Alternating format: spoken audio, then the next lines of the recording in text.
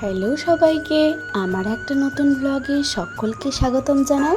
আজকে সকালটা শুরু করেছিলাম ঠিক 7টার সময়।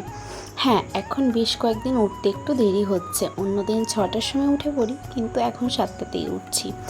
তো সকালের কাজ হলো পড়াশোনা করা। আমি যেহেতু স্টুডেন্ট, তাই পড়াশোনা করাটাই আমার মেইন কাজ প্রথমেই। তো সকালে আমি ঠাকুর প্রণাম করে ঠাকুরকে আরাধনা করার পর পড়তে বসি। পড়ে উঠে খাবার খাই। খাবার খেয়ে মাকে কিছু কাজে সাহায্য করি, কিছু হেল্প করে দিই। এরপর উপরে চলে যাই। উপরে চলে গিয়ে চারিদিকটা গুছিয়ে বাগিয়ে দিই, কারণ মা তো একা হাতে সবটা করতে পারবে না, তাই। আর মানি প্ল্যান্টটা আমি খুব ছোট অবস্থাতেই রোপণ করেছিলাম, আস্তে আস্তে দেখছি খুব বেশ বড় হয়ে যাচ্ছে। আর তোমরা সকলেই জানো, আমি একটা আগের ভিডিওতে শেয়ার করেছিলাম যে আমি ফেসে সেটাফিল ময়শ্চারাইজার ক্রিমটা অ্যাপ্লাই করি, এবং এটা তোমরা গরম, শীত, গ্রীষ্ম, বর্ষা মানে যে কোনো সিজনে অ্যাপ্লাই করতে পারো। এটা খুবই ভালো।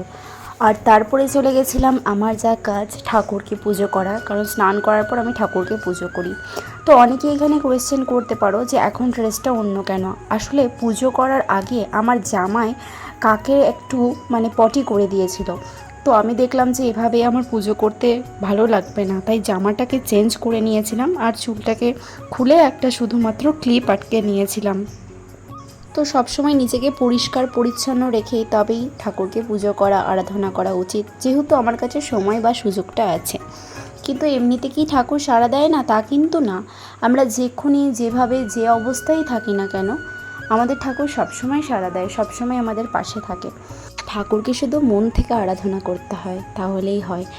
তো তারপরে আমি চলে গেছিলাম নিচে, কারণ মা খুব ডাকাডাকি করছিল। আর আজকে স্নান করতে একটু দেরি হয়ে গেছিলো, কারণ ঘরটা আমি গোছকাজ করছিলাম। এখনও আমি আম খেয়ে যাচ্ছি কন্টিনিউ, কি আর বলবো বলো। তো আজকে আইটেমে অনেক কিছুই ছিল। কেলে খেয়েছিলাম একটু ফুচকা, আর আমার চুলের অবস্থা ছিল একটু খারাপ। তো যাই হোক, আজকের ভিডিওটা এই পর্যন্ত, আবার নেক্সট ভিডিওতে দেখা হবে।